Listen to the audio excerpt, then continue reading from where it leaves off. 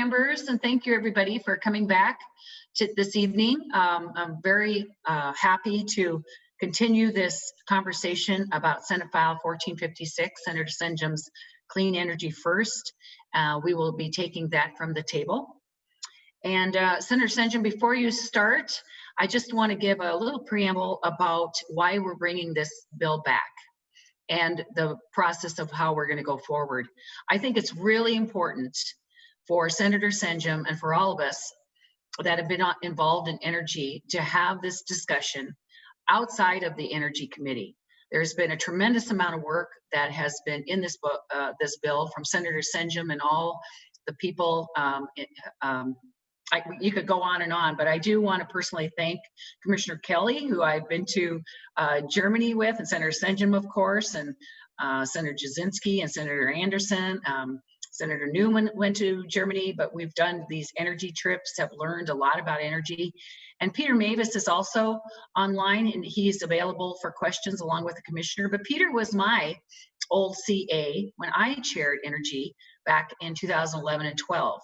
And so I feel very, I can't say affectionate, but very strongly about the people that have been working on this bill. And I think it's worthy of a very good conversation. Senator Senjum deserves to know, what needs to be fixed, what the good things about it, the difference between the House and the Senate, and the vision of energy going forward, I think is really important. So that's why I wanted to pull this finance hearing back together again to continue this conversation. We have caucus at 7. So I would like to allow Senator Cohen some closing comments for tonight. This will be our last finance hearing. And with that, Senator Senjum, we have a bill before us. Senator Senjum, you're on mute. There you go. My lips move, but my voice is not heard. Okay. Yeah, that's right. Once again, thank you very much for reconvening and continuing the discussion on clean energy first. This is a bill important to me. I've again had 10 years ago, I probably wouldn't have spent 10 seconds on a subject like this, but I've come to know it as an important subject from a lot of perspectives.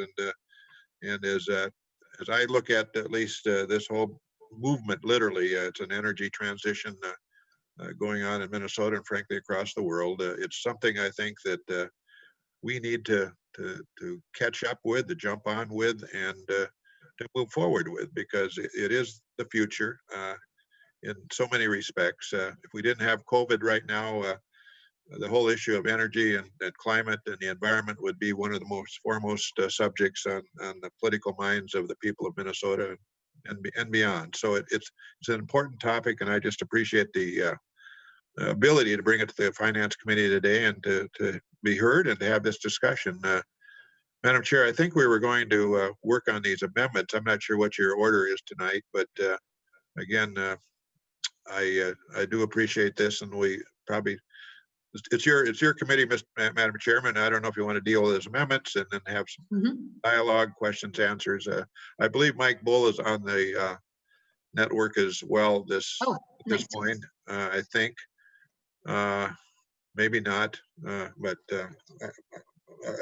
I thought he was going to join us. I don't see him, but Peter is nonetheless, and he's a good lifeline for me if I need it. Wonderful. So Senator Senjum, we have 2 amendments before us, A57 and A58. And the A57, Ms. Fontaine, if you could go through that, please, for us. Madam Chair, members, okay, now I don't have it in front of me. Is that the one that deletes section 14? Yes. Okay, so deleting section 14 would get rid of the language that would require the Commissioner of Deed and other agencies to work together on the host community transition planning. And that is the sort of the idea behind the Housley bill, which was the language was contained now in the bill that you passed out of Finance Committee this morning in the OSMIC bill. It's the host community transition grants. So the thought is that this is redundant and probably not necessary. So that's why it was requested to be removed, I believe. Wonderful. Any questions on the A57? Senator Ingebrigtsen, would you like to make that motion? So moved. Thank you, Senator Ingebrigtsen moves the A57. All those in favor say aye. Aye. Aye. Aye. All those opposed say nay. Aye. Thank you, Senator Champion. The motion prevails. The amendment is adopted. I will get my cadence back, guys. And now we have the A58 before us. And there was some discussion about whether it was, if we needed to clearly define that this would be not necessarily taken from the general fund, but there would be a rate increase or what am I trying to say, Senator Senjum? The intent here was that the agencies, the PUC and the Commerce Department would basically assess the utilities for the cost of these fees, so to speak, to do this work. And I think the amendment was to actually assure that occurred and that the money be returned to the general fund. But I think that was Senator Newman's amendment. I don't have it. Perhaps he does. I don't know. Okay. Senator Newman or Ms. Fontaine, who would like to cover that one? No? Yeah. Senator Newman? Yeah, if I may, it wasn't so much my amendment, is the way it was phrased this morning is that these costs were assessable back, but there was no guarantee that they would be assessed back. And what I was looking for was language which, the way I described it this morning, is similar to some of the COVID bills that we've had with regard to federal money, in that the money would not be spent out of the general fund unless those costs were assessed back. And that's what I was looking for, is, that assurance that in the end, there wouldn't be any question about it, that the general fund is going to be reimbursed or held harmless. Maybe that's a better way to say it. But that was my question this morning. I'm not so sure that I've actually seen the A58 amendment, although I may have. It's a long day. Madam Chair. If I might. And Madam I Chair. believe- Yeah, Madam Chair, I think it was my request to Ms. Fontaine. Senator Kiffmeyer. Okay. Mr. Botter.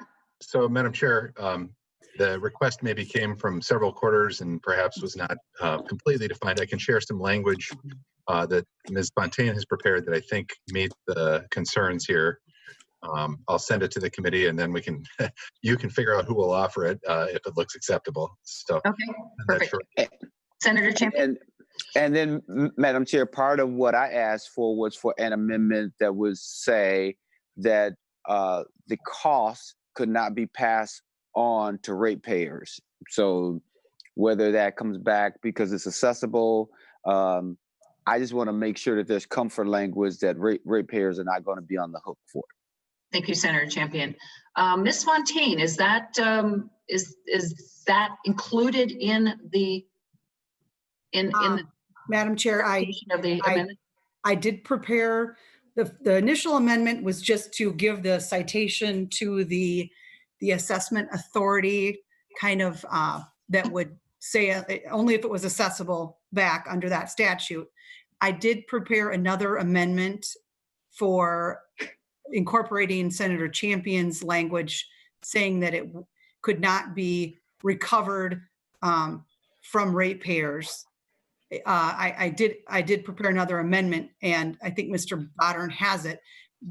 It would just depend on what the committee wants. So there's one with just the citation to the assessment authority statute, and then there is the one with that plus language that it can't be recovered from the ratepayers of the public utility. So it depends on what you want to do. I'm going to leave that up to the author, Senator Senjum. Well, I certainly would want the money to come back to the general fund from the as this amendment I think, as I heard, is going to do. I have during between this morning and this afternoon had some discussion with people, and maybe somebody on staff or even within the framework of our network here that understand this better than I, but it's not unusual, I don't believe, for the departments to charge, if you will, assess the utilities for certain works, be it it might be looking at a resource plan or something else. I understand that assessing or not being able to assess, if you will, the ratepayers would be somewhat different than is usual and customary. So it perhaps matters little to me, but maybe there should be some consistencies here with respect to who in fact really is assessed here, whether it's the ratepayers or the shareholders.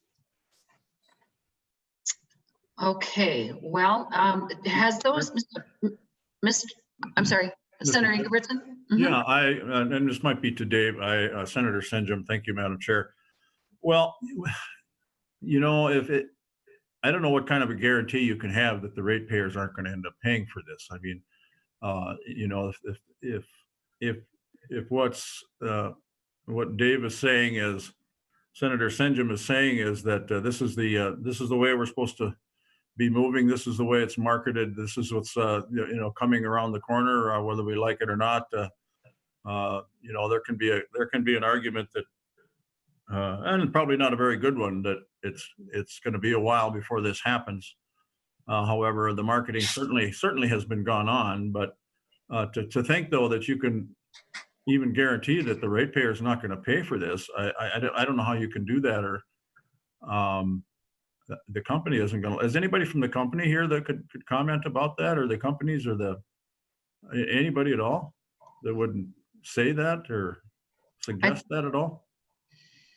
I believe we just have Mr. Mavis and the commissioner aboard here. And perhaps, Mr. Mavis, is there something that you could reply to that?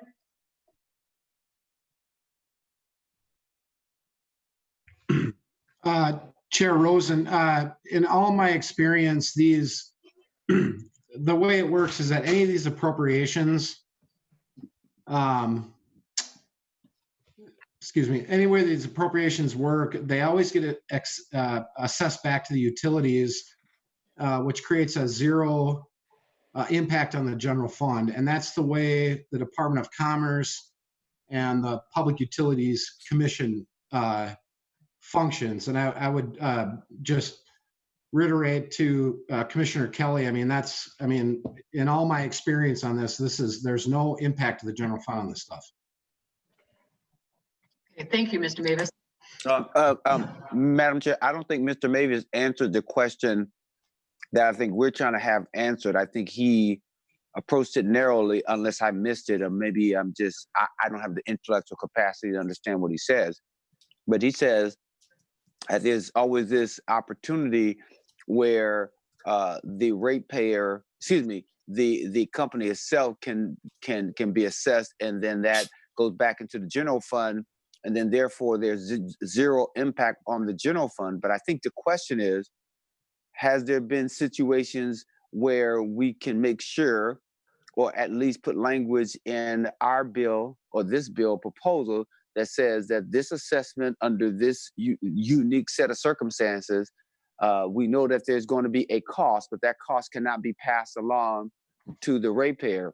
So then that would naturally mean that shareholders or someone else could potentially be responsible for it. Because it's my understanding, as I read the bill itself, that Xcel and the other company can potentially, do something here without looking at whether they look at a cheaper cost and any of that sort of thing. So that's my real reason for saying that if you are going to make the decision and the public is not a part of that, and there's not going to be any consideration around cleaner, safer, lower cost options, then that should be something that the company itself should take the hit for. So that's the issue, and I don't think the testifier sort of answered that question. Madam Chair. Yes, Commissioner Kelly. Madam Chair, and let me try to take a stab at several of these points. So a significant portion of the department's and the commission's activities are financed through an assessment to the utilities that are being regulated. And in order for us to do that, there has to be an accompanying appropriation, but we assess it, and then those funds flow into the general fund. So as several people have said, there's no net effect on the general fund. So this has been a practice for a significant period of time. I don't even want to guess how far back. And to Senator Champion's question, the assessments do affect the ratepayers because the cost of the regulatory system is seen as a cost of doing business for the utility. And that's what they're paying for when they pay these assessments. So we're certainly sympathetic to the idea of protecting the ratepayers, but with respect to how this assessment system has worked in the past, it is something that the company has been allowed to incorporate in its rate calculations for the ratepayers. Okay. And Mr. Nauman, do you have something to add to this? Madam Chair, I did, but I feel like everyone has already said it. Could you say it again, please? Madam Chair, I was only going to clarify that what everyone else has, I feel, already talked about, namely that the appropriation is booked as a spend against the general fund, and offsetting revenue is counted as well, and the net is a zero.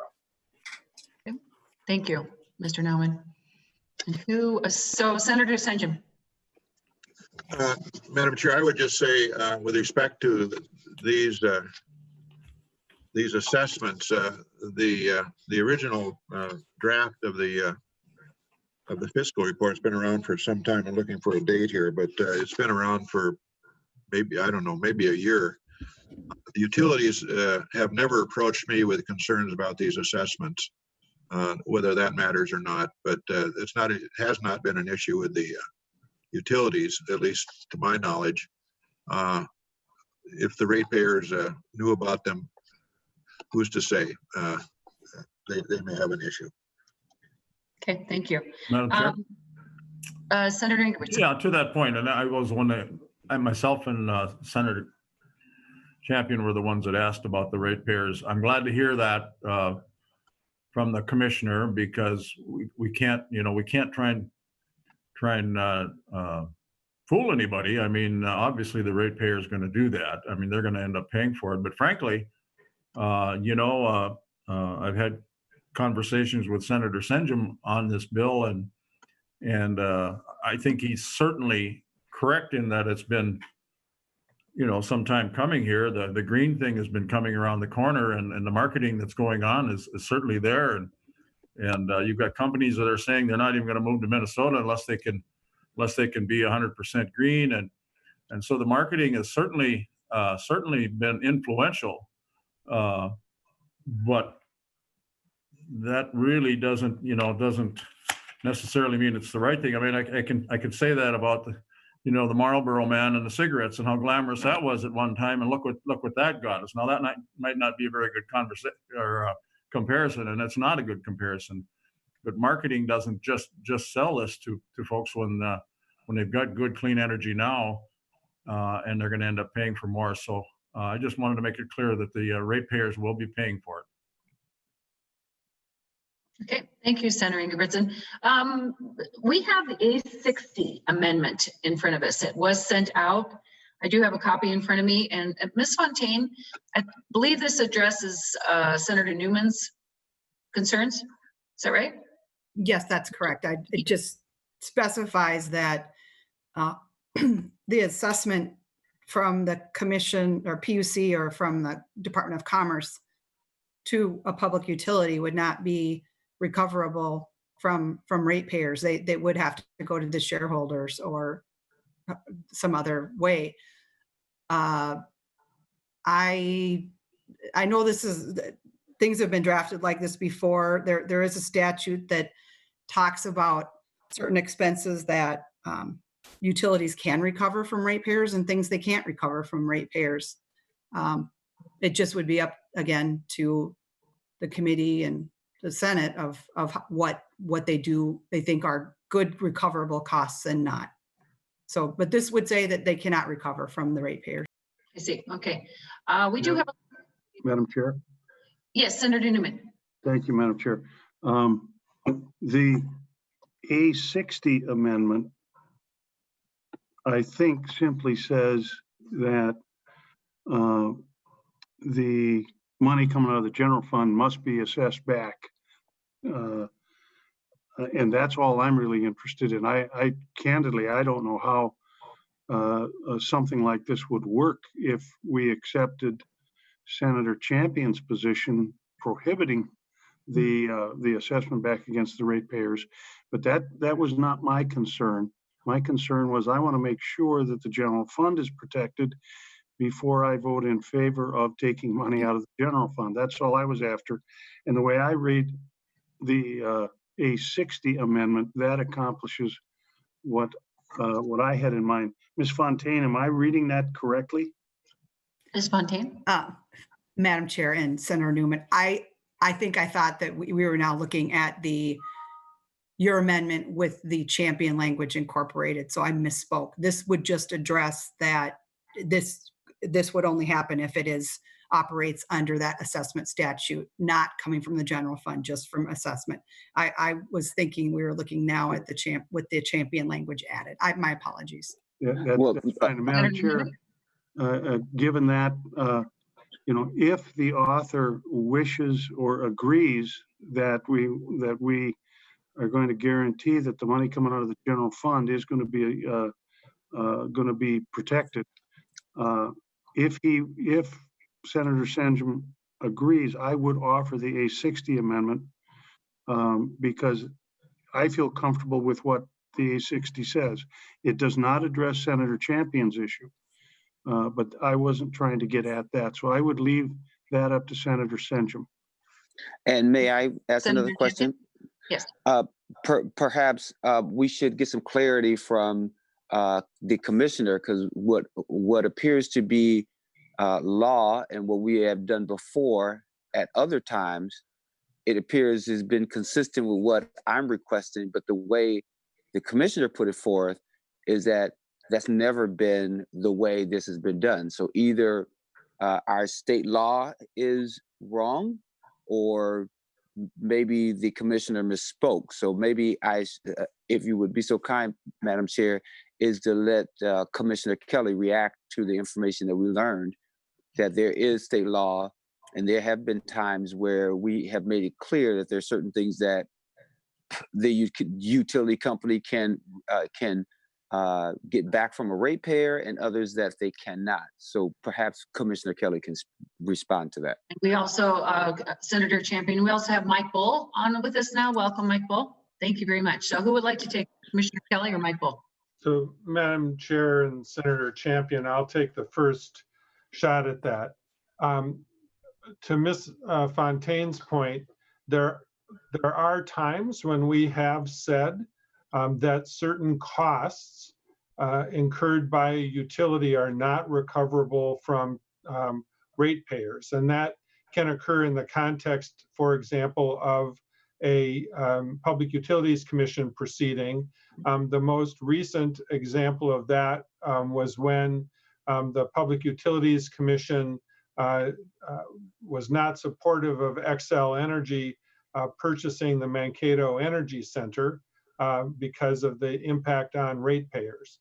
So Xcel chose to purchase that through an unregulated subsidiary. In that case, the shareholders were the ones taking the risk because it had been a cost that was not allowed to be put on the ratepayers.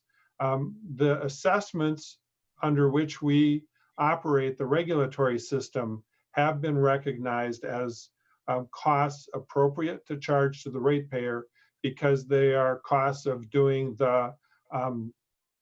business for the utility, and there are costs imposed by state law that authorizes the operation of our regulatory system. So that's a key distinction, I think, Senator Champion, that needs to be kept in mind, is that what we're talking about here are costs related to the operation of the regulatory system, and those have been deemed in the past to be appropriate to be paid by ratepayers. Mike Bull. Thank you, Madam Chair. And Commissioner Kelly is correct that these are the kinds of costs that we allow utilities to pass on to customers as he put it, in the general operations of their business. The only times I can think of where a utility has not been able to pass costs on to their customers in the operation of their business is with regard to a penalty of some kind. And I don't think we're talking about anything like that here. This is the normal operation of the utility. This is how this has generally always worked. And I think it would be a significant departure to accept the senator's amendment to the amendment. Okay, without. thank you. Senator Hayden, you had your hand up. You're down now. Is there something that you wanted to? Senator Hayden, you're on mute, sir. Sorry, this is my Dave. That's my syndrome impersonation. Anyways, the last two, the commissioner and Mr. Bull answered kind of my question. I just wanted to get a sense of the precedents that have been set on this particular issue. So thank you. Thank you. And Senator Champion, you're good. Okay. I am good, Madam President. I will do some digging myself, needless to say, because I think there's something that doesn't quite feel right. But thank you so much, Madam. Thank you. You just gave me a pay raise, not deserved, but thank you. Oh, Madam President, you deserve it. Madam Chair? Yes, Senator Ingebrigtsen. Would you indulge one question? Thank you, Madam Chair. To Senator Champion, do you, I guess what I'm gathering from your conversation here is that you don't think the ratepayers should pay for this? Senator Champion. Thank you, Madam Chair. That is correct. I think that if the public is not able to be as engaged in order to make sure that a utilities company is looking at cost and making sure that they are considering as a part of their process, considering alternative energy options that are cheaper.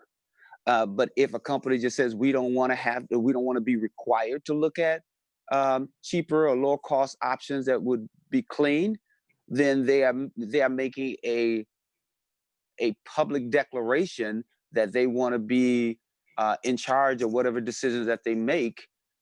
And if they don't want the public to be as engaged or be required, not just may, but be required to look at it, and even if they didn't decide it, but at least look at it and be able to say with specificity why they didn't choose it, then I think they should bear the cost of that. Senator Ingebrigtsen.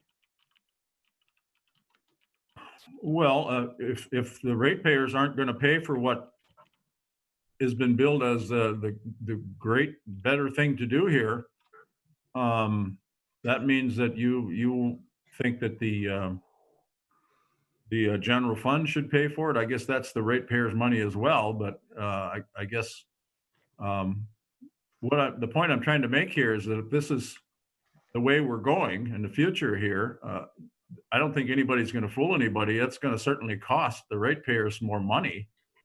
However, in the long run, what's being guaranteed is a lot cheaper energy. So, but I don't know, maybe I'm barking up the wrong tree here, but nothing's free. Mm-hmm. I know there are some folks in the world that actually think things are free, but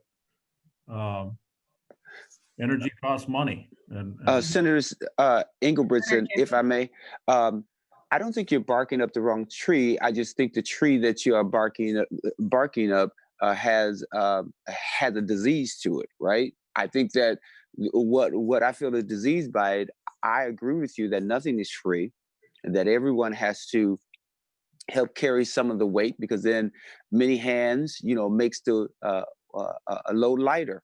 So I totally get that as a guiding principle. What this reminds me of is something analogous to what we're going through in the Minneapolis public schools. And it has to deal with cross subsidy, and it's just for analogous purposes only. So I hope that this will help make and drive home my point. So the Minneapolis Public Schools is responsible for paying for the special ed services of all the students, including charter school students. So when a family makes a decision to send a student to a charter school, and they may have an IEP, or they may have something that the charter school has the sole ability of deciding what that service is going to be, but they bill back 100% to the Minneapolis Public Schools. So what I have as a concern about that is that the Minneapolis Public School has no say as to what is the service or even the requirements that the charter school should go through in order to make sure that they're getting the best service at the best cost in order to meet the need of the student. I see that analogous here, that if you are saying that Xcel Energy and other great companies that we all love and appreciate can make the sole decision without being required to look at the best clean option and a lower cost, and I just see it problematic that they get that freedom just to do that without any public input, but yet the public is going to be required in order to fund their business decisions. So that's the only reason why I just thought it was unfortunate. Should they? Do I think that others are going to have to pay? Surely I do. I don't think nothing in life is free. I think clearly the cliche is right that you may not get all you pay for, but you're going to pay for all you get. So I am going to go to Senator Nelson's ears perked up, but I am going to go to Senator Benson first, please. Thank you. Thank you, Madam Chair. Are we on the A60? We are still on the A60. Okay, because I'm not sure I'm not sure what Senator Champion was talking about related to costs. This is $146,000 plus funds in the base for the Department of Commerce, and 137, and then funds to the base for the Public Utilities Commission, 137,000, and then funds to the base for Public Utilities Commission. And so, yes, they'll be assessed back to the utilities. So a couple of things. A, that's not really material to most of the companies it's being assessed back to. I would argue in some cases it's not even material to the entities receiving the funds, the PUC and the Department of Commerce. So trying to pass that on to ratepayers after it's been divided among the utilities, it's so small. I think, Senator Champion, you might be talking about a different subject and not the $137,000 that we're talking about in this fiscal note. I mean, we do want to protect ratepayers. That's part of the reason we're having this debate, because every time you ask a utility to do something, it has to be paid for. And so if we're on the A60, I'm not sure that we have to worry about it being passed on to ratepayers. Well, thank you, Senator Mayor. So thank you, Senator Benson. I don't know how long you've been a part of the call, but Senator Engelbrechtsen asked me a specific question about cost and whether I think in general that costs should ever go back to ratepayers. And so whether the cost is minute or large, there is a certain guiding principle that I was attempting to articulate what should or should not happen. It sort of is like an unfunded mandate. So your point, I think that you are certainly privileged to have that, viewpoint, but I was responding to a question from Senator Engelbrechtsen. And Senator Benson? Madam Chair, the only thing that's ever passed on to ratepayers is cost. That's why they're charged for their electricity, because there's a cost to making and delivering electricity. And so we as the legislature, as a policy, try not to put a lot of mandates on utility companies, although there seems to be a trend towards doing that.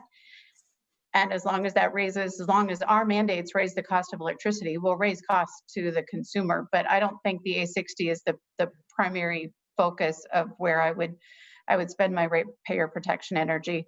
So you and I, Senator Champion, are going to be united on protecting ratepayers. We'll probably just take a different approach to this bill. Well, I had to say that I totally understand that, because even those who have differences in approach can always unite around a common goal. And my common goal is to make sure that we're being consistent. And again, Senator Benson, I wasn't quite clear how long you've been on the phone because on the call, because we had a robust discussion even with the commissioner as well as the other testifier that talked about the difference between operational costs and some things outside of regulation, right? And how that cost is dealt with. And so I appreciate the robust discussion, but I'm not quite sure if we are on the same guiding principle page. Okay, Senator Nelson.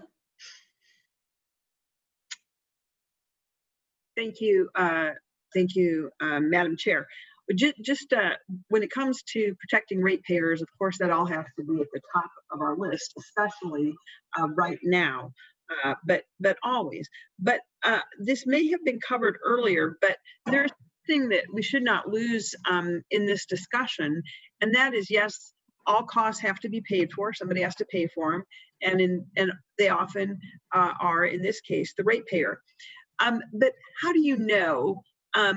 I guess these costs are not for these are for the PUC and the commissioner. But it did make me think of a conversation I had with Senator Senjum earlier, which, and maybe I'll save it to when we get to costs that are not to the PUC and the commissioner, because my cost question and net cost is on a different vein. So I think I'll pull back my hand and my question and save it till a more appropriate time. I think this is not it exactly on this amendment and these particular costs. Okay, thank you, Senator Nelson. And we do have the motion from Senator Newman on the A60. Senator Hayden. Yeah, Madam Chair, I just wanted a clarifying question about ratepayers. Are the assessment back to ratepayers? The PUC has to approve any rate increase if that happens, right? I mean, that's their job. So there is, I mean, though I really do understand what Senator Champion is saying and wanting to make sure we protect ratepayers, but we also have the PUC who has to regulate that as well. I just, as a matter of function, I wanted to make sure I had that right. Yes, I believe you do. Somebody want to answer that? Commissioner Kelly? That's exactly right. Madam Chair and Senator Hayden, that's correct. I mean, the PUC wouldn't take action with respect to a particular assessment, and especially consistent with Senator Benson's point, something at this size level. But yes, when Xcel Energy or other the other regulated utilities want to increase rates, they have to come before the commission to justify those rate increases. Thank you, Madam Chair. Thank you. Okay, so we do have a motion before us. Senator Senjum, you have not commented on the A60. Madam Chair, I'm fine with the A60. Okay. I think it does what Senator Newman was talking about, and that's important. Super. Okay, everybody on Senator Newman's A60 motion, please unmute video. All those in favor of the A60 amendment, say aye. Aye. Aye. All those opposed, nay. Motion prevails. The A60 is adopted. Thank you, Senator Newman. Okay, Senator Nelson, did you want to continue on with your question? Yes, and it's not to this amendment, obviously, that we just passed, but it does get to the cost issue. And we've seen some things about exorbitant costs that this initiative would ensue, but there's something that is missing that perhaps Senator Senjum can comment on, because all energy, it costs to produce all energy, and particularly when we're looking at some of our older energy energy producers, particularly some of our coal plants that might have reached the end of their lifespan, and they need to do something, and they either need to put on, I don't know if there's new scrubbers or those type of things, which I know are not inexpensive, or they're and so how when you compare the cost, how do you compare the cost that would be there if you did nothing? Because, well, you have to have energy. So you'll either maintain or upgrade or do something to the energy production that you currently have. And the thing that I'm interested in is, what is the net cost and benefit from updating the current energy structures that are reaching the end of their lifespan compared to the cost that might be incurred with this search as the providers look for clean energy first, and they determine that cost benefit. How do you figure in there what the cost of the maintaining or upgrading the current energy production is? And I'm not sure who should answer that question either. Senator St. John, would you like to take a stab? Or Well, I would, and then perhaps Mike or Peter might have some comments. I think we can go right back to what I commented on this morning about Great River Energy and their closure of the Coal Creek plant out north of Bismarck, North Dakota. 1,100 megawatts, a giant of a plant, full production, et cetera, et cetera. But that plant cannot compete economically with wind and solar and natural gas. And so they are walking away from that plant, actually willing to give it away. And so it's the economics of energy that we're talking about here. And as we talk about the cost of energy from the standpoint of its production, the old-fired, coal-fired power plants, again, they just cannot compete anymore. They're maintenance intensive. They're frankly personnel intensive. And utilities, in the case of, again, Great River Energy, are frankly walking away. And Xcel has walked away from, or is not, let's say, walking away, but certainly retiring a number of their plants. And as I said this morning, between, say, today and maybe 2040, there probably won't, maybe except for Monticello, to which they're asking an extension for, there may not be an existing power plant in Minnesota that's operating today that will be operating in 2040. So, again, it's all about economics. It's about the changing energy trends, which are driven by largely cost and public opinion.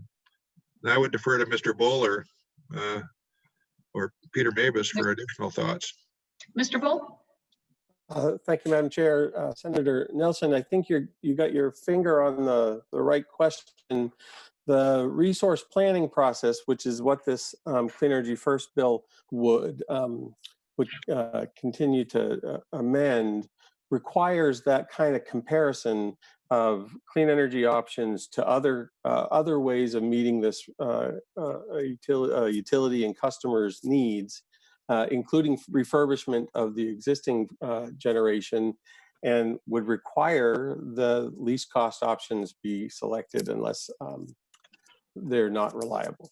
So this sort of gets at the heart of that of that process. This resource planning process is all about comparing these alternatives, and it's, as Senator St. John pointed out, it's the economics of comparing these various options that drive the result at the end of the day. Madam Chair, just a quick follow-up.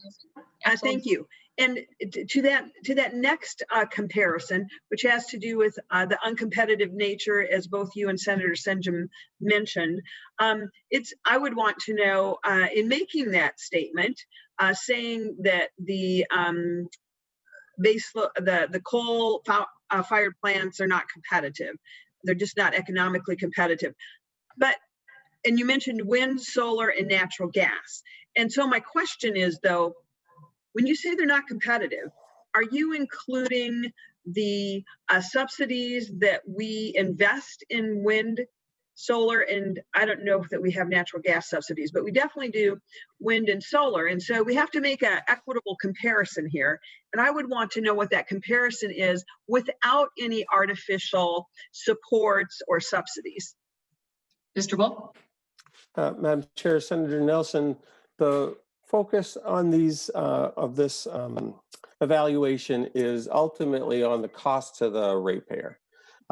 customer. So which would be inclusive of any subsidy or otherwise or cost in the marketplace. So it's looking at what is the ultimate cost that's passed on to the customer of the utility and comparing resources on that scale. So Madam Chair, my follow-up. Well, how would you make an equitable comparison then? Because that is obviously something whose cost is being borne by the public sector or government or by the general fund is obviously going to cost less than something that is not being supported by the general fund or some other payer. So how do you make that an equitable comparison? There certainly must be a way to do that. Mr. Bull.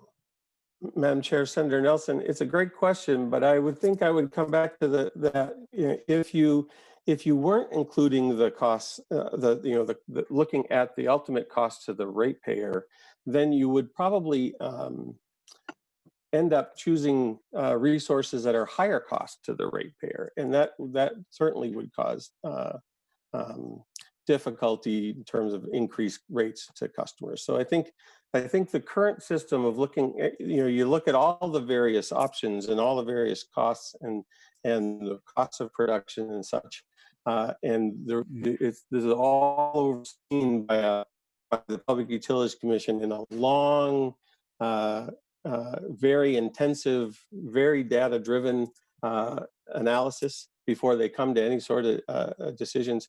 I think that's the important outcome: is what's the least cost to the ratepayer. But Madam Chair and Mr. Bull, just one final question here. The ratepayer does pay for the cost for the subsidies. Only it's not just that particular ratepayer. It's all of them, all Minnesotans. So somehow we have to, and I tend to be supportive of this, but because I like those 2 exit ramps. I think that helps a lot. But if we're talking about the affordability exit ramps, not including the real cost for wind, solar, and natural gas, if it has public subsidies as well, then that off ramp is not valid. And so we need to figure out how to quantify that. And I'm hopeful as this goes forward, we can do that because certainly, or we have to stop saying that it's just not price competitive. And so I think that's something I'd like to see more about. Thank you, Madam Chair. Thank you, Senator Nelson. And we had Senator Kiffmeyer, but now Senator Ingebrigtsen. I'm sorry, that's an old hand raise there for now. Oh. Okay. Sorry. Senator Hayden, is your hand old too? Yeah, no, my hand is new. I won't go too far with the philosophical conversations. I'm not sure that this is the right time to do it, but I think that as we think about the future, not just the dollars and cents of today, but the ultimate idea that we're helping the planet, and I don't want to be too controversial, but where there is going to be a cost to be able to do that and to try to get to a renewable energy standard that we all, Senator St. John talked very eloquently today about. So as we have that conversation in the future, Senator Rosenau, Madam Chair, I won't have that today and open up that can of worms. I just would like to be able to add that into what the ultimate cost is by not doing things like this. Mm-hmm. Thank you, Senator Hayden. Senator Marty.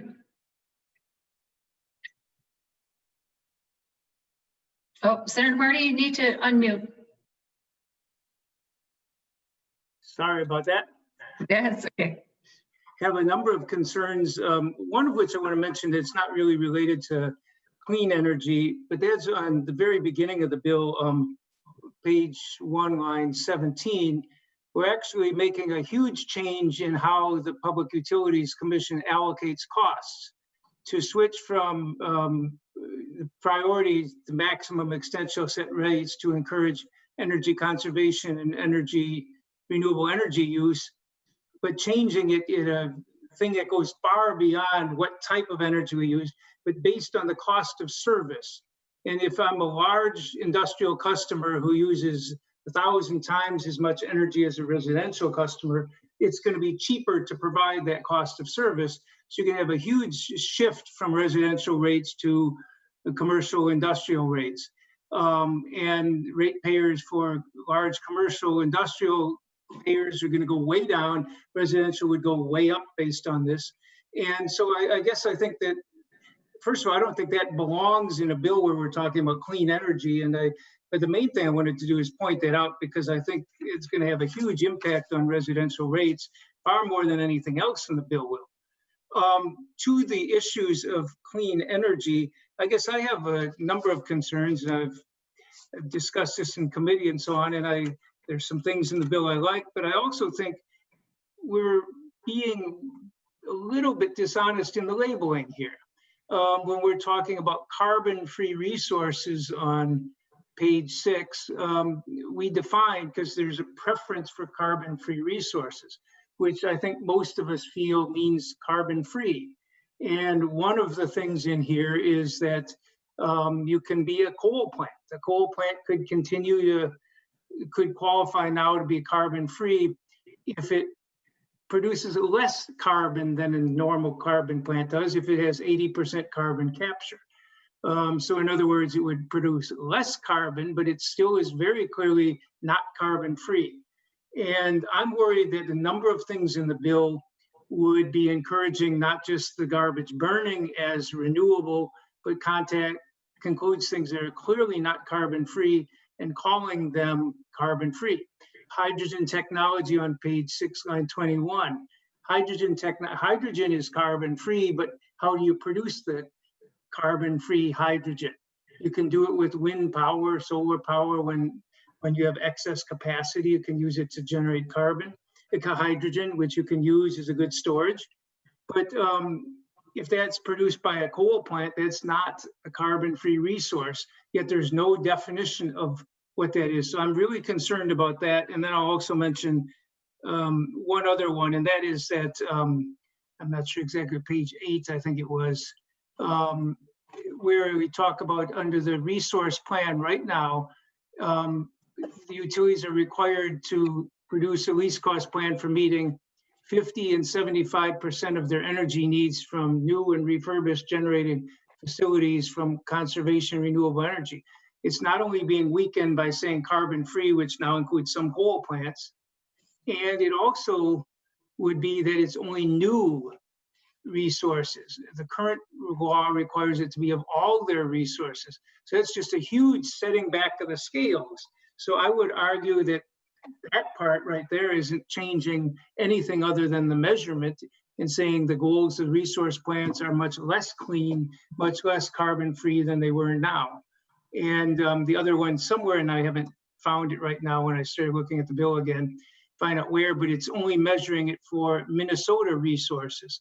So if somebody, Great Rivers announcement that they're shutting down a coal plant is great news, but a utility could connect with a resource just across the border, and that doesn't factor into the count anymore. So I guess while I appreciate the work Senator Senjum's doing and lots of others are working on this, I think in the end, this actually, in some of the ways, is actually weakening it's clearly in those cases weakening the standards. And I just have a real problem counting a coal plant as carbon-free, because it's not. Thank you, Senator Senjum, or Senator Marty. Senator Senjum, would you like to respond? You have. Well, just a couple things. I have been to the carbon capture sequestration plant at Sachs Power up in Esteban, Canada, or Saskatchewan rather, and it does. Our standard here calls for 80% carbon capture. Theirs operates at 93 when we were there. It allows what we get to. This is an energy transition. It's not going to, if we pass this bill today, we're not going to have a clean energy environment tomorrow. It's going to take 20 to 30 years, in my opinion, and we have to get there. And we all know that the wind power and the solar power and so on, the reliability on that, it's good reliability, but there's intermittency there as well. And so you have to have some backup systems. We call them bridges to bridge those periods of time when, in fact, that energy it isn't as strong as we might want it to be. And so whether we have that be a carbon sequestration plant out in North Dakota or a natural gas plant somewhere in Minnesota or other places, that we have to have that backup for those times when, in fact, renewable energy doesn't carry the load. It will the majority of the time, but there are times when it won't, and you have to have that reliability. Now, over a period of time, of course, as we get into storage, and perhaps it's going to be hydrogen, we call it green hydrogen. We were in Germany, the Siemens company, which electrifies 40% of the earth every day, is building their turbines, frankly, right now towards hydrogen fuel. And they're making electrolysis units along with that, in fact, to make that hydrogen. So that is the future. And that hydrogen, again, will be made perhaps more likely with wind turbines, with the solar, things like that are off-peak demand. The electricity available during that off-peak period will do that, and that you store that hydrogen in the tanks and use it as you need to, almost as a mammoth battery. So but the point I want to make is this: we're in a transition. It's not going to happen overnight. We have to have these bridges. I wish we didn't, but we have to. We all want our lights to be on when we want them to be on, and so we're going to work through this. Society will work through this. Technology will work through this for us, and we will get there. But it's probably a 20 to 30-year transition. Senator Marty, to that? Yeah, Madam Chair. Yes, I'm not disagreeing with the things Senator Senjum is saying right there. I think he's right. I think it's going to take a number of years, and nobody's going to shut down all the coal plants tomorrow. My problem is that we're counting coal plants, and we might be counting some gas plants and other things as carbon-free resources. So our count isn't even going to be accurate. And the other thing is in the bill, I mean, of that 80% carbon sequestration, I toured one of the carbon sequestration pilots in somewhere by one of the coal plants in North Dakota about 5 years ago. And yeah, what are we going to do with the carbon? Well, we could just bury it in the ground, or we could frack to get more natural gas out. And if you're using the sequestered carbon to get out more natural gas, you should be counting some of that in too. But my point is not to say, Senator Senjum, that we're going to have all the fossil fuel plants are going to disappear tomorrow. I'd love that to happen. I'm not expecting it to happen, not calling for it. Don't think that's realistic. But I'm saying we shouldn't be counting carbon resources, clearly ones that are going to be phased out because they're carbon resources, and calling them carbon free because that's just not accurate. That's my objection to it, because we're changing the measurements, not just pushing the incentive. We're supposed to be making sure the incentive for the utilities is going to be stronger, not weaker. That's my objection to it. Okay. Senator Senjum? Well, it's maybe important as terminology. We're going to need these bridges.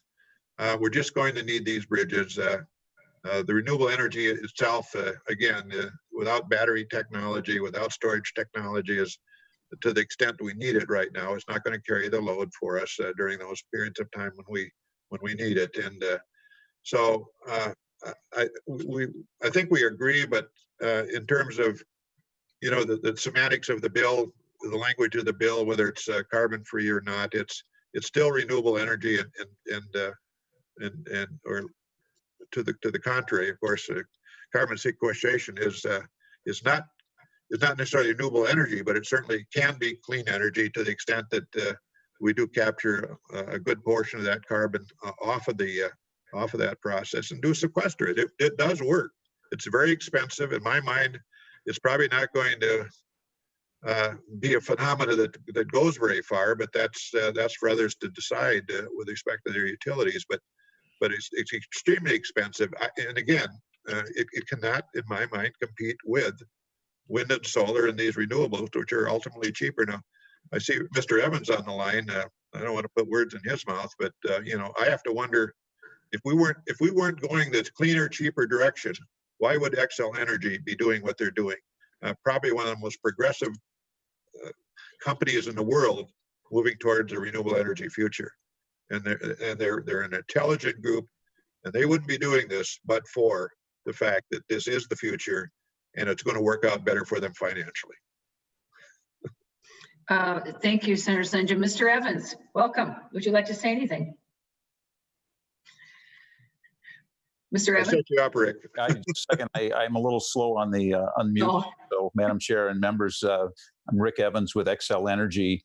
Senator Senjum, thank you for the compliment about the intelligence of all the people that stand behind me. Believe me, that's where it comes from. I think you did hit an important point here, which is currently the economics are driving us toward more renewable energy and away from some of the more traditional forms of energy. It's a transition that's being brought about by the economics of this, and so I think the decision by Great River Energy, as well as the decisions by Xcel and frankly all the other utilities, are moving us in that direction, and it has frankly a great deal to do with the low cost of natural gas, which is a great bridge fuel. It has to do with the low cost of wind, particularly, and increasingly with the low cost of solar. So I'm not sure exactly if you had a question for me, but you're absolutely correct that the price of energy is moving us in this direction. Thank you, Mr. Evans. We have Senator Ingebrigtsen and then Senator Benson. Senator Rosen, thank you. And to the last testifier, you talk about the market. The markets are driving this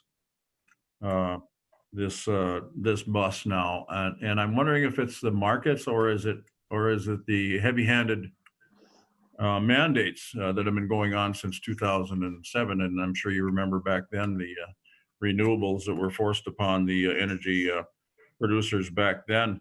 That'd be one question. The other concern that I have is Senator Marty was talking about the burning of garbage. I love that idea. In fact, I've talked to the MPCA, and actually they're on board to do the same thing. Mine out all the stuff that you can, and that you can that's worth something. Let the private sector even do that, but to consistently put this garbage potentially into our water system is an absolute. It's crazy to me. It's just absolutely crazy to me. And changing bathtubs under it every 30 years at hundreds of millions of dollars just absolutely makes no sense. So. And I know they make renewable energy doing that. In fact, I have 2 of those in my district. And if they can do that in a cost-effective way, that's fine. Senator Senjum mentioned Germany is way ahead of us, but I also know, and because I met with those gentlemen one time, and that was quite interesting to talk to them. Was that really market-driven there, or was that mandated by the government? I think the answer is mandated, and I know they've got a population problem there. They just don't have any room for at least the landfill, and that was what really kind of sparked my interest. But Senator Senjum, you talk about bridges and natural gas being one of them. Or is that part of this, or is that off the table now? Because I know we have an unending amount of natural gas. So there's a whole bunch of questions there. Whatever. Senator Senjum.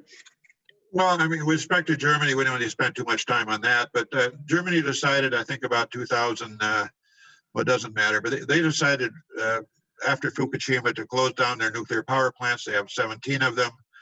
They will all be down by 2022. And as a result, then what do you do then?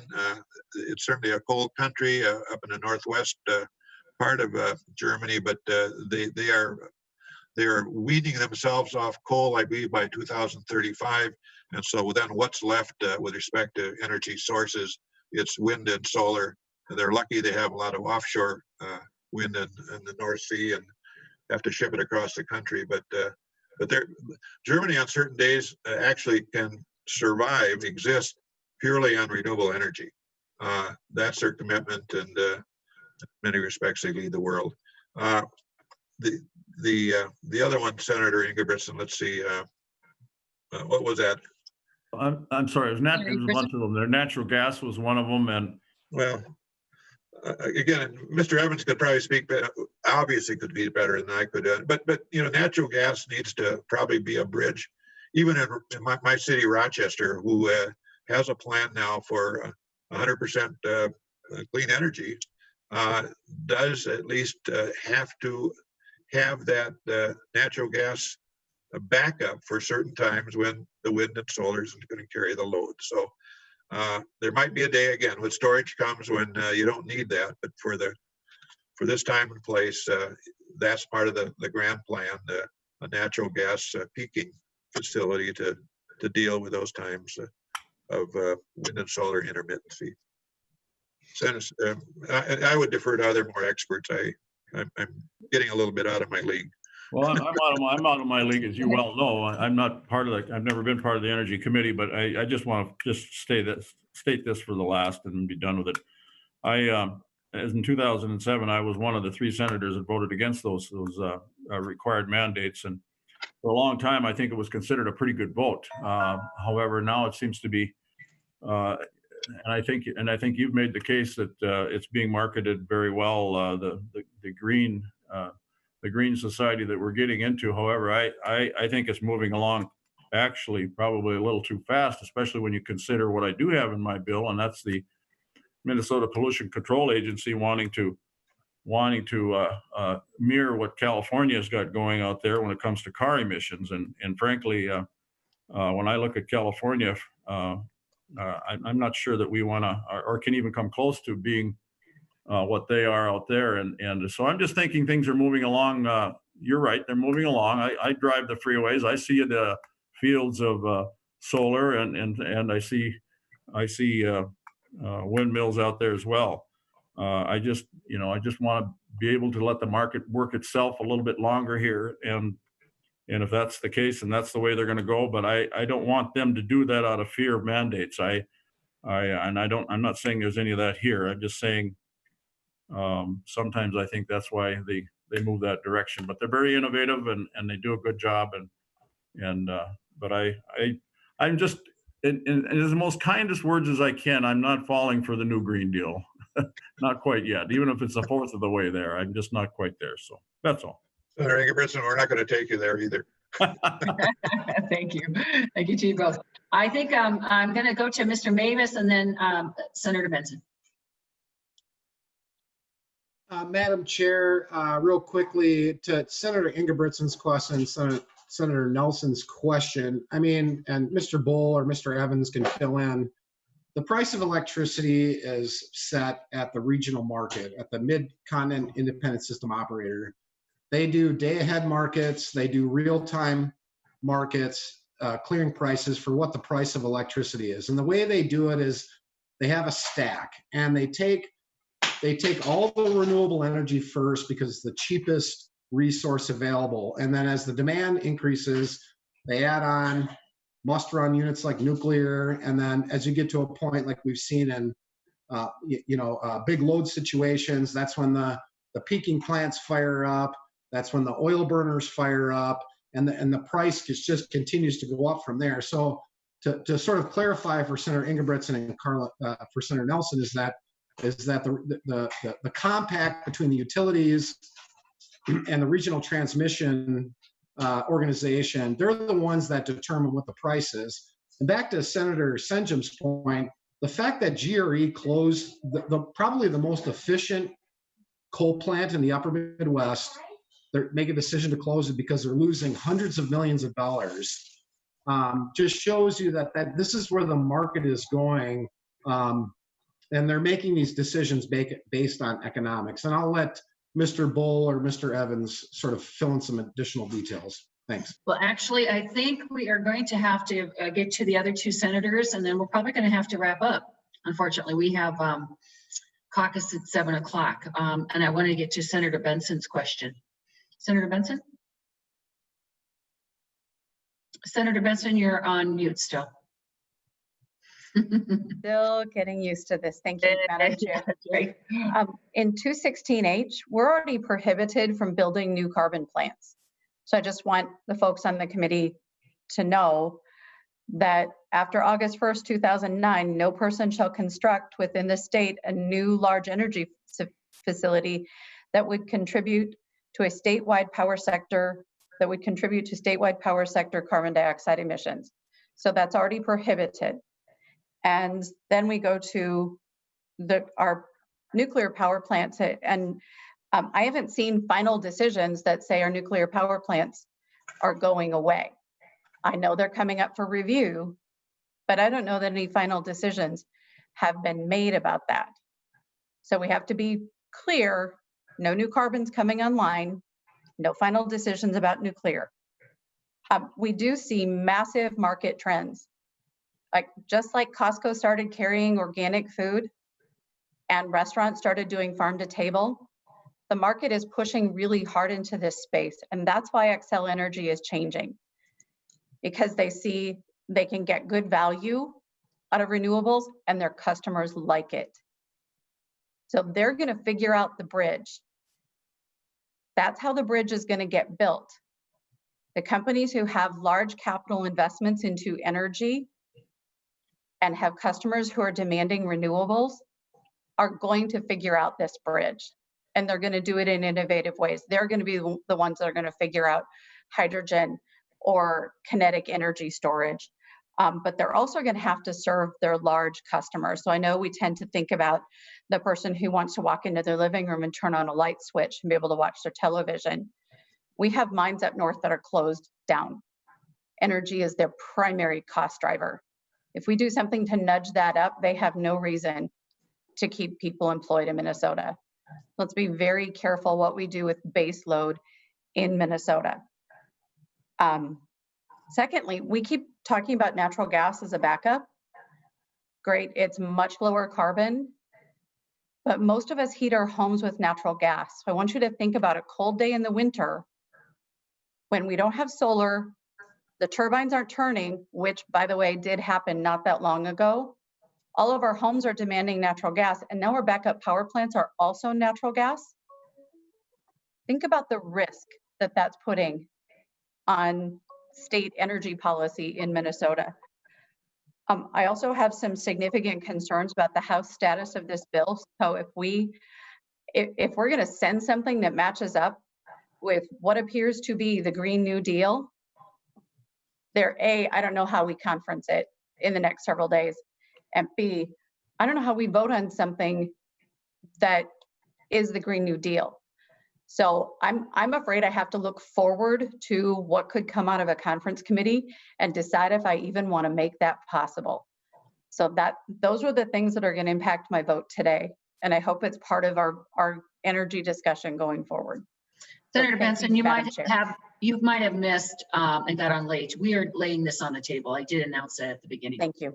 Yeah. So we are having this discussion because it's a must needed discussion, and I appreciate everybody's engagement on this. Senator Mr. Evans, can you respond to that question about your nuclear plants? Do you have oops, are you still there? Yes, Madam Chair, members of the committee. I love the dramatic lighting here. I'm trying to take advantage of it, so I look something, I don't know what. Anyway, yeah, as you probably know, when we do resource plans, we look at a 15-year planning horizon, and the Prairie Island plants are just outside of the planning horizon in our last resource plan. Monticello's license expired earlier, and that's why it was included, and we have proposed renewing the license on that plant. As far as Prairie Island is concerned, we have not made a decision about Prairie Island to either to relicense it or to close it. That will be a decision that will be brought up in our next resource plan in a year or two when we file that resource plan. There are a lot of questions that go into that.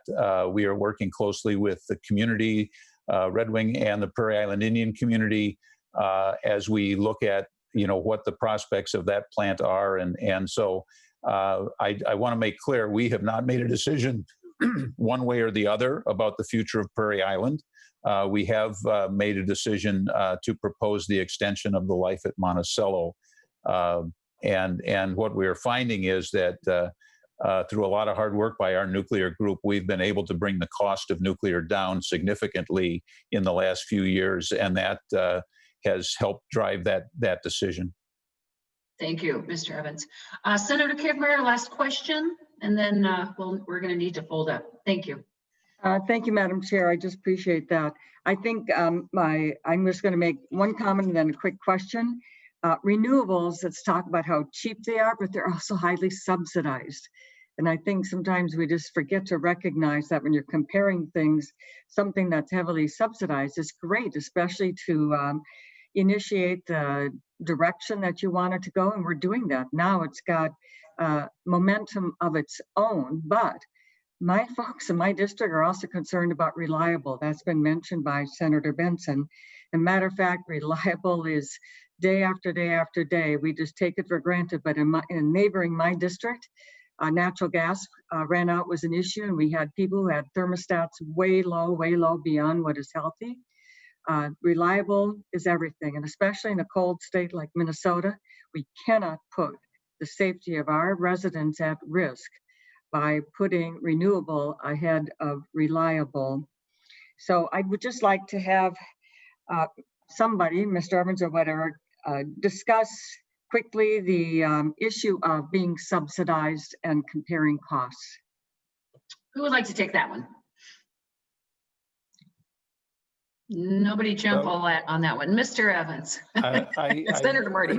I kind of heard two different questions there, and I'm not sure which one. I mean, on the question of reliability, when we go into a resource plan, that is a key element along with cost, along with clean energy. There is an enormous amount of time taken up by, taken by our staff as well as Commissioner Kelly's staff and the Public Utilities Commission to make sure that reliability is preserved. When we look at cost, we do look at the actual cost to our customers. So that would include any subsidies or tax breaks or anything else. We take the cost as we get it. But we realize those costs are changing as tax breaks go away and other things. And so when we look out into the future, we look at all of those things in an enormous amount of detail. And it's not just us. It's also the Public Utilities Commission as well as the Department of Commerce. So I have yet to see the stone that is left unturned when it comes to looking at the resource planning. Thank you, Madam Chair. Thank you, Senator Kiffmeyer. Senator Marty, final thoughts, and then we Madam Chair, thank you. I just wanted to respond real quickly to point out that the most heavily subsidized fuel source is nuclear. It has been for 60, 70 years. It couldn't exist without the subsidies. And frankly, wind and solar started out with big subsidies. They've been going down in time. And if we factor in the other costs, the related costs, like health costs related to coal pollution and so on, we're subsidizing all types of our energy right now. And the ones we're phasing them out for sure on is the renewable, which we should do as they become the cheapest costs. But I think we should be careful about suggesting that they are subsidized and the other fuels are not, because far and away the most expensive continues to be nuclear. Madam Chair, I just want to say, don't misunderstand me. I'm bringing up the issue in context, and subsidies should be considered when we talk about cost. And yes, I'm very glad that is the purpose, to get them started and roll them out so they either succeed. And the other thing is to see how many new technologies, geothermal, hydrogen, you name it, there are things out there. And my concern is to get way ahead of the market. They're better at this than we are. That's it, Madam Chair. Thank you, Senator Kiffmeyer. The closing comments, Senator Senjum. Well, thank you very much for a good discussion. Again, just to go back to clean energy first and its basic tenet, it says the choice should be a clean energy, except for if it's not reliable or if it's not affordable. So a lot of the things we've talked about here today with respect to those kind of concerns are built in my mind, to the bill. We would never have done this without those kind of, if you will, off-ramps.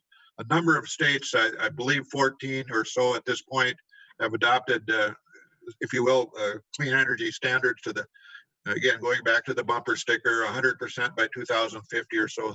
No methodology at all. And this bill attempts to create some methodology, some approach. And going back just to maybe a couple of questions or comments there, there is the natural thought that just says you can do this by yourself. We don't need to intervene. And we asked actually our utility friends about that. And the answer was that they wanted some policy structure with respect to this transition. And that is what, frankly, Clean Energy First attempts to do, to provide some policy structure for transition, at the same time, again, accounting for affordability and reliability. So, Madam Chair and members, thank you so much for this conversation this afternoon. I really do appreciate it, and we will go forward. This is not going to go away. It's with us, as we know. It's part of a societal trend, and we will perhaps see you again someday. Thank you. Thank you, Senator Sanjum. And I truly, from my heart, I thank you. You're one of my closest friends here. You've taken this issue and ran with it and have pushed it farther than anybody could have. It's been a worthy discussion. I'm so glad we are spreading it beyond just the Energy Committee. And hopefully we, like I said, spark some interest in other members to join this crusade for clean energy. I was truly looking forward to this vote, but unfortunately, this bill is going to have to be laid on the table. And with that, we are laying Senate File 1456 on the table. Thank you, Senator Sanjum. And members, as you know, this is our last Finance Committee for 2020. And I would like to turn over and for final comments from Senator Cohen, who I have the highest regard for. You've been very kind to me, Senator Cohen. You've been great counsel. I'm going to miss your stories. No, I'm just teasing. But you have served your district very, very well. You've served the state very well. You've served the Finance Committee extremely well, and it's been hard to fill your shoes, but it's been an honor to serve with you. So, Senator Cohen. Well, thanks, Madam Chair. And you know, certainly in leaving the Senate, would have hoped to have left as chairman of the Finance Committee. But you know, life is not perfect, and certainly could not have done better to have been succeeded by yourself in chairing the committee the last 4 years. And so it's been a great experience serving with you as chair in a different capacity. But thanks. I mean, I've been on this committee for 30 years, you know, which is maybe not quite a professional lifetime in normal life, but I think in legislative life, certainly more than a lifetime. 22 years of which I served as chairman, 12 years as chair of the full committee. And so if the Senate chamber has been my home for 34 years, you know, the Senate Finance Committee has been my, you know, living room then, you know, that part of the home for almost that long. So it's been a great experience. I think all of us are lucky to serve on the committee because we see the totality of state government in a way that that most folks don't get the opportunity to do. I do want to, however, acknowledge the folks, not just the membership, but the folks who have made serving on this committee and working on this committee just a great, great experience. Certainly our individual staffs and Madam Chair, you're so well served by Jessica, who unfortunately haven't had as much of a chance to work with because of the nature of the session, but Ruth, Brian before that. Certainly my personal staff over the years, Nicole Kaplan in the last number of years, and I'm not going to spend 10 minutes going through all of my staff, but Nicole and then before we lost the majority, Josh and I as the LA to the committee. Some folks who've gone on to great things. Kim Babine is a very successful director at DEED. Jane Geldman is a rising star at the federal HHS and the finance department. So a great staff, but I want to acknowledge in particular the nonpartisan staff who work for this committee. Because I think all of us would agree, all of us, I think most of us have chaired a finance division. And Julie, you and I, the full committee, that we could not survive without the folks who've been of such huge support.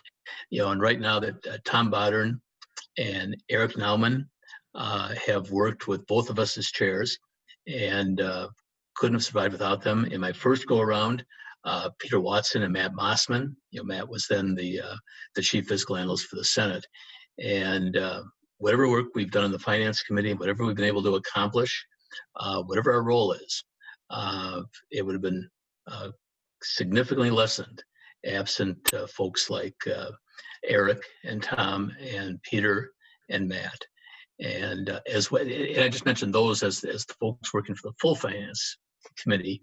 That obviously holds true with everybody in Senate Council and Research, all of the fiscal analysts.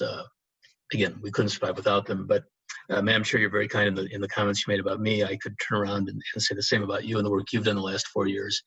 And obviously going into a significant election, there's the hope of my caucus that, there'd be a different chairman. But this committee could do a lot worse than having you continue as chair of this committee. And it's been good experience with everybody, with the staff, with all the members. And I have to admit, an unusual way to go out from a place I've spent 30 years to have my last committee meeting, the finance committee, be on a TV screen, a computer screen. So certainly unique, but thank you very much. Thank you, Senator Cohen. And when you give your goodbye speech, which I hope you get a chance to do, I am going to get some Kleenex. There will be stories about you next year. We'll tell some very heartwarming stories about you and the work you've done, because you have been amazing to serve with. So, well, and Madam Chair, just give me the chance. I'll come back next year and tell you some stories as well. So. That's good. But I do want to echo and reiterate what you said about staff. And I who knows what's gonna happen next year. I hope to be chair, but if not, for all those that I have served with, for all of you, Mr. Nauman, Mr. Bodern, all my staff, and all you folks, it's just been, well, I'm gonna start crying, so we're not gonna go there. But we've done some good work on this committee, and we should be very proud. So with that, members, the meeting is adjourned. Thank you. Thanks, Madam Chair. Thank you, Madam Chair.